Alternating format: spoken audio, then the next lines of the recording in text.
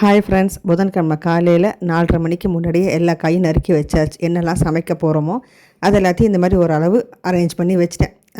பருப்பெல்லாம் கொஞ்சம் ஊற வச்சிட்டோம். வெந்நீரில் எழுந்ததும் ஊற வச்சாச்சு. ஊற வச்சிட்டோம் அப்படின்னா சீக்கிரமாக வெந்துடும். பருப்புக்கு ஒரு 3 விசில் விட்டால் போதும், வெந்துடும் அப்படின்ட்டு. உருளைக்கிழங்கு கறி, அப்புறம் பீன்ஸு கேரட்டு கறி, அது வந்து சாம்பார் தெரியல. இதெல்லாம் முடிச்சிட்டேன்னா சாம்பார் பண்ணிவிடுவேன். புளி ஊற வச்சாச்சு, சாதமும் எடுத்து வச்சாச்சு. இது எல்லாத்துக்கும் முன்னாடி ஒரு டீயை போட்டு குடிச்சிட்டு அதுக்கப்புறம் வேலையை பார்ப்போம் அப்படின்ட்டு. இன்றைக்கி சாக் பீஸில் தான் இப்போ ஒரு 2 நாளாக கோலம் போட்டுட்ருக்கேன். இந்த கோலப்பொடி வந்துட்டு இங்கே வாங்கணும், ஒரே மண்ணாக இருக்குது, போடவே வரலை. அப்புறம் ஆன்லைனில் ஆர்டர் பண்ணேன். இன்றைக்கி டீயை போட்டு குடிச்சிட்டு இன்றைக்கி ஆடி அமாவாசைன்னு மித்த வேலையெல்லாம் பார்ப்போன்ட்டு. ஆடி அமாவாசை அப்படின்னாலே பித்ருக்களுக்கு நம்ம செய்கிற ஒரு கடமை தான். இன்றைக்கி நம்ம இங்கே இருக்கோம் அப்படின்ட்டா அது அவங்களால தான். ஸோ அதனால் அந்த ஒரு கடமைன்னு ஒன்று இருக்குது. அது நம்ம செய்கிறதுக்கு தான் அந்த ஆடி அமாவாசையில் நம்ம எப்படிலாம் செய்யணுமோ. வெங்காயம், பூண்டு இதெல்லாம் சேர்க்க மாட்டாங்க, நான்வெஜ்ஜு சேர்க்க மாட்டாங்க, இப்படிலாம் இருக்குது. கத்திரிக்காய் சேர்க்க மாட்டோம், முருங்கைக்காய் சேர்க்க மாட்டோம். இது எல்லாமே வந்துட்டு பின்னாடி ஒரு ரீசன் இருக்குது. ஆனால் இப்போ பாட்டிக்கிட்டேயோ அம்மாக்கிட்டேயோ போய் கேட்டிங்க அப்படின்ட்டு அதெல்லாம் சேர்க்கக்கூடாது அவ்வளோதான் அப்படின்ட்டு ஒரே போட்டுட்டு போயிடுவாங்க. நம்ம ஆராய்ச்சிலாம் பண்ண வேண்டாம், நம்ம அப்படியே ரைட்டுன்ட்டு அப்படியே ஃபாலோ பண்ணிக்க வேண்டியதான். நமக்கு ரீசன் தெரிஞ்சால் கூட பேசாமல் இருக்கணும். ஸோ அதனால் நானும் இப்படியே ஃபாலோ பண்ணிக்கிறது. ரொம்பலாம் இல்லைங்க, ரொம்பலாம் அப்படியே கரெக்டாலாம் நான் பண்ண மாட்டேன். வாசல் கோலம் போட மாட்டேன். அடுப்படிக்கு கூட நான் அப்படியே இருக்கிறது எனக்கு பிடிக்கல. அதனால் கோலம் போட்டது.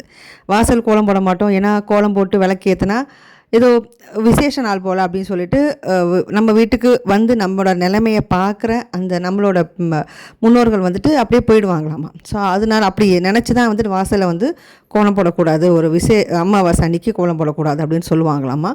நானும் கோலம் போடல. இன்றைக்கி காலையில் அதிபுத்திசாலியாக ஒரு வேலை ஒன்று பண்ணேன். சார்ஜை அந்த ஒயரை அட்டாச் பண்ணிவிட்டு அப்படியே வந்துட்டேன். சுவிட்சே போடலைன்னா அப்புறம் எங்கேருந்து சார்ஜ் போகும். அது பாட்டுக்கு நான் சரி ஆயிடுச்சு அப்படின்னு சொல்லிட்டு கவனிக்காமல், ஒரு அவசரம் இருந்தது காலையில் எல்லாேருக்கும் சாப்பாடு கட்டி கொடுக்கறதுக்கு. அப்படி பார்த்தா திடீர்னு கிளிங்னு ஒரு சவுண்டு. சார்ஜ் இல்லை அப்படின்ட்டு. லோ பேட்டரியில் வீடியோ குவாலிட்டி நல்லா வராது எனக்கு. ஸோ அதனால் அதுக்கப்புறம் சார்ஜில் போட்டுட்டு ஒரு அரை மணி நேரம் அது பாட்டுக்கு ஸ்லோ சார்ஜர் மெதுவாக ஆகிட்டு இருந்துச்சு. சார்ஜ் போட்டு வச்சுட்டு நான் அதுக்குள்ளே கிட்டக்கிட்டன்னு இவங்களுக்குலாம் முடிஞ்ச அளவுக்கு வீடியோ எடுத்துகிட்டு பேக் பண்ணிவிட்டு இவங்களை கிளப்பி விட்டதுக்கப்புறம் தான் நமக்கு அடுத்தடுத்த வேலையெல்லாம் செய்கிறதுக்கு நிதானமாக இருக்கும். ஏன்னா இவர் வீட்டில் இருந்தாருன்னா இவர் ஏதாவது ஒரு பொருளை பார்ப்பார். இன்னும் இங்கே புக்ஸ் எல்லாம் இங்கே இருக்குது அப்படின்னு கேட்டார்னா எனக்கு டென்ஷன் ஆகிடும். நம்ம மெதுவாக எடுத்து வச்சுட்டு இருக்கோம், இவர் டப்புன்னு ஒரு கேள்வி கேட்குறாரு. என் புக்ஸ் இங்கே இருக்குது, துணி இங்கே இருக்குது, இது ஏன் இங்கே இருக்குது, அது ஏன் அங்கே இருக்குது அப்படின்றாரு. அப்படின்ட்டு எனக்கு கோவம் வரும். அதனால் சுப்சாப் கிளம்புங்க அப்படின்னு நான் சொல்லிடுவேன். அதுக்கப்புறம் நான் இவங்க வரத்துக்குள்ளே வீடு நீட்டாகிடும், அந்த அளவுக்கு வச்சுருவேன். மெதுவாக தான் வேலை செய்வேன். நமக்கு என்ன, நான் அவசரமாக வேலை செஞ்சு நான் இப்போ எங்கே போகிறேன், இங்கேயும் போகிறது கிடையாது. அதனால் நிதானமாக எல்லா வேலையும் எல்லாத்தையும் எடுத்து வச்சுட்டு ரிலாக்ஸ் ஆனது. இது என்னோடய நாத்தனாரோட பொண்ணு எங்களுக்கு கொடுத்து விட்ருந்தாங்க. இவ்வளோ இதெல்லாம் நான் வாங்கினதே கிடையாது. காலேஜ் கூட கிடையாது. ஸ்கூல் டேஸில் நான் வாங்கி வச்சுருப்பேனே தவிர இத்தனை போட முடியாது. ஸ்கூல் டேஸில் நம்ம இதெல்லாம் போட்டோன்னா திட்டுவாங்க, டீச்சர்ஸ் எல்லாம் என்ன திட்டுவாங்க அப்படின்ட்டா எங்களை, ஏன்னா நீ டிசைனாக கிளிப்பு வலையெல்லாம் போட்டு வர, இதெல்லாம் இங்கே கிடையாது அப்படின்னு சொல்லிடுவாங்க. ஆனால் வாங்கி வச்சுப்பேன், வெளியே எங்கேயாவது போவேன், டியூஷன் போகும்போது போட்டுக்கிறது அப்படின்ட்டு. அப்போ பார்த்தது எத்தனை வருஷம் ஆச்சு, 35 வருஷத்துக்கு மேலே ஆச்சு, 40 வருஷம் ஆச்சு. அப்போ பார்த்தது. இப்போ தான் என் பொண்ணுக்கு இவெல்லாம் வாங்கி கொடுத்துருக்கா. சிங்கிச்சான் அப்படின்ட்டு ஏகப்பட்ட கலராக கிளிப்பு, தோடு அப்படின்னு பிரேஸ்லெட்டு அப்படின்ட்டு. ஆனால் இதெல்லாம் வாங்குறத விட இந்த எடுத்து வைக்கிறது எனக்கு ரொம்ப பிடிக்கும். இதெல்லாம் நீட்டாக அழகாக ஆர்கனைஸ் பண்ணி, இதெல்லாம் எப்போயோ கிடச்சது, ஒரு கல்யாணத்துக்கு கிஃப்டாக கொடுத்தது, அதை அப்படியே தேடி பிடிச்சி எடுத்து நீட்டாக ஒவ்வொரு பவுச்லேயும் எல்லாத்தையும் போட்டு வச்சுட்டு இருந்தேன். இன்றைக்கி இந்த ஒரு வேலையில் நம்ம வீட்டு வேலையெல்லாம் முடிச்சுட்டு அடுத்தது இந்த வேலை, இன்றைக்கும் சரி ஆர்கனைஸ் பண்ணி வைப்போம் இதெல்லாமே அப்படின்ட்டு இந்த வேலையை பார்த்துட்டு இருந்தேன். எனக்கு இந்த அமாவாசை அப்படின்னா என்னவோ தெரியல, அது காலையில் எழுந்து வேலை செய்கிறதுனால என்னவோ தெரியல, பயங்கரமாக பசிக்கும். ஸோ அதனால் ஏதாவது சமைக்கும் போதே ஐயோ கடகடன்னு காக்காய்க்கு சாதம் போட்டுட்டு வந்துடணும், நம்மளும் வயிற்றுக்குள்ளே போட்டுக்கணும் அப்படின்னு தோன்றதுனாலே நான் ஃபஸ்ட்டு இந்த சாதமும் பருப்பும் வச்சு எடுத்துருவேன். பசுது அப்படின்னா பருப்பு பொடியோ இல்லைனா தயிரெல்லாம் கூட அமாவாசைக்கு அன்றைக்கி நைட்டு உர ஊற்றி அடுத்த நாளைக்கு அப்படி எடுத்துக்குவாங்க. பழைய தயிரை எடுத்துக்க மாட்டாங்க. இதெல்லாம் இருக்குது, என்னென்னு தெரியல. ஆனால் இதுக்கான ரீசன் எனக்கு தெரியல.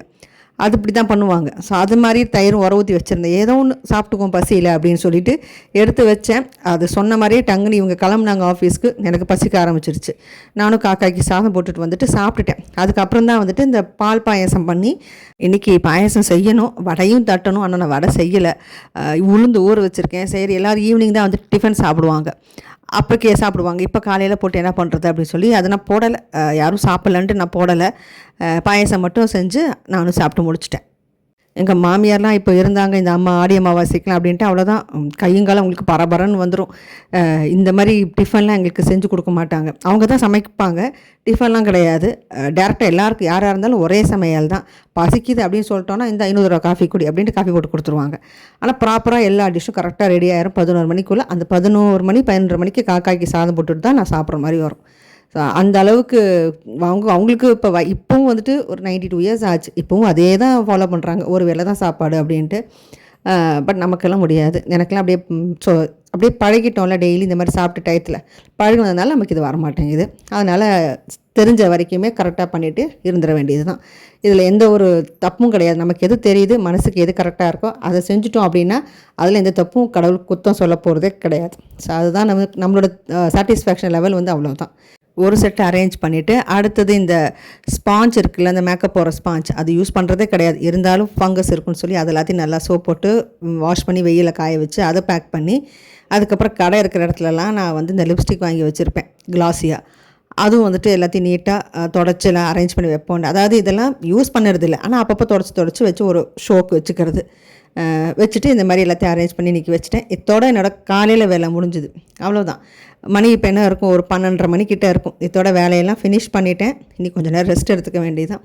ஸோ இன்றைக்கி மார்னிங் ரொட்டீன் இது தான். என் வீடியோ உங்களுக்கு கண்டிப்பாக பிடிச்சிருந்தால் மறக்காமல் லைக் பண்ணி சப்ஸ்கிரைப் பண்ணிவிடுங்க. நெக்ஸ்ட் வீடியோவில் பார்க்கலாம். தேங்க்யூ. பை.